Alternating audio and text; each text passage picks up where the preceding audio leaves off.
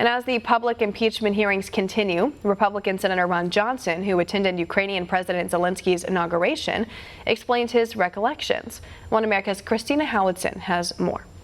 As the world watches the public testimony of impeachment witnesses, supporters of the president begin to provide their sides of the story. In a letter to Congress Tuesday, Republican Senator Ron Johnson of Wisconsin provided additional information based on his recollections of the events regarding the relationship between President Trump and Ukrainian President Volodymyr Zelensky. The information was requested by GOP committee members Congressman Jim Jordan and Congressman Devin Nunes. In the letter, Johnson brings to light testimony contradicting Lieutenant Colonel Alexander Vindman's claims about President Trump's attitude towards Ukraine. The letter follows an investigation into whether the president withheld aid to Ukraine in lieu of Zelensky launching an investigation into Hunter Biden, the son of former Vice President Joe Biden. Johnson has gone on record saying President Trump always intended to release military aid to Ukraine and that the withholding was a timing issue.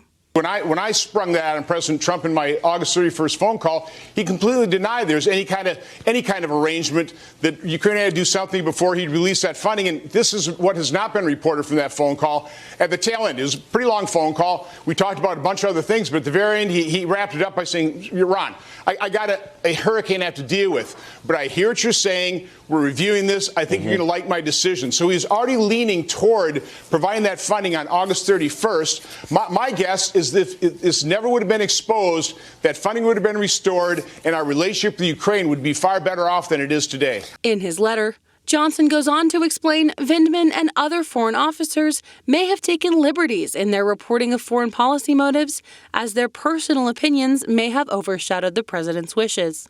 Johnson alleges Vindman and other foreign officers did not respect the president as a legitimate authority. He writes, American foreign policy is what the president determines it to be, not what the consensus of unelected foreign policy bureaucrats wants it to be. This allegation supports Johnson's earlier claims Vindman lied in his testimony about the specifics of available military aid for Ukraine.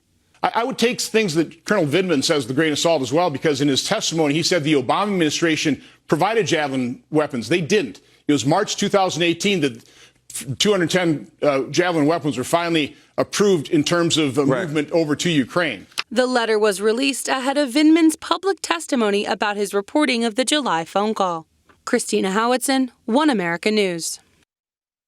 Want to see more videos like this? Click on the link below and subscribe to One America News on YouTube. And call your cable provider and kindly demand that One America News is added to your lineup.